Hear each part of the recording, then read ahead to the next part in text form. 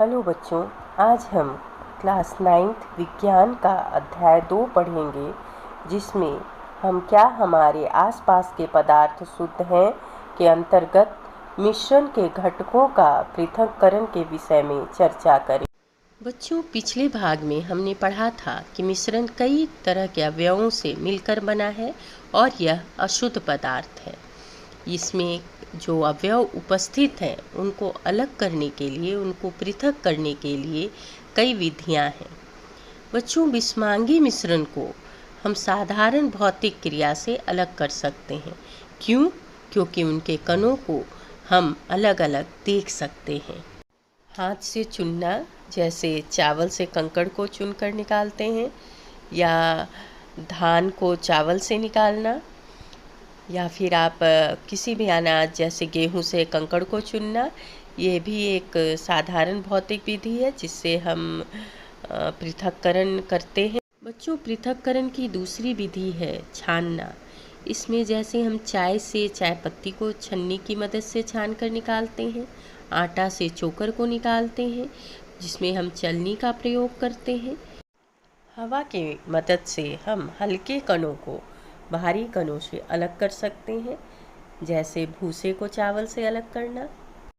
बच्चों, अब हम मिश्रण के घटकों के पृथक्करण की कुछ विशेष विधियों के बारे में पढ़ेंगे, जिसमें प्रथम वाष्पीकरण और द्वितीय अपकेंद्रीकरण के विषय में डिटेल में स्टडी करें।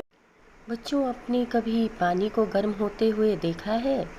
क्या होता है? पानी गर्म होने पर उससे भाप निकलने लगता है। तो द्रव के वाष्प में बदलने की इस प्रक्रिया को हम क्या कहते हैं? वाष्पीकरण कहते हैं। इस विधि के द्वारा हम चीनी के घोल से चीनी को अलग कर सकते हैं। बच्चों, समुद्री जल को भी इसी विधि के द्वारा उससे नमक निकाला जाता है। वाष्पीकरण के द्वारा हम दो अलग अलग क्वथनांक यानी बॉइलिंग पॉइंट वाले पदार्थों को पृथक कर सकते हैं। जैसे विलेय का बॉइलिंग पॉइंट अगर कम है और विलायक का बॉइलिंग पॉइंट अधिक है, तो उसे हम वाष्पीकरण विधि के द्वारा पृथक कर सकते हैं। बच्चों, वाष्पीकरण विधि का प्रयोग करके हम काले या नीले रंग के स्याही से जल को अलग कर सकते हैं। जब हम गर्म करते हैं स्याही को, तो क्या होता है? जल वाष्पित होकर उड़ जाता है और स्याही का जो रंग घटक है वो पात्र में रह जाता है।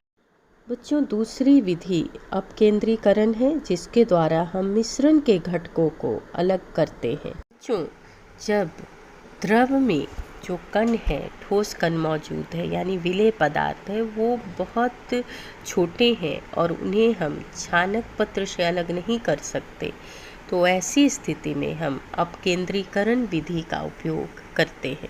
बच्चों, अपकेंद्रीकरण में हम मिश्रण को तेजी से घुमाते हैं, जिससे भारी कण नीचे तल में बैठ जाते हैं और जो कण बहुत हल्के होते हैं वो ऊपर आ जाते हैं, जहाँ से हम दोनों को अलग कर सकते हैं।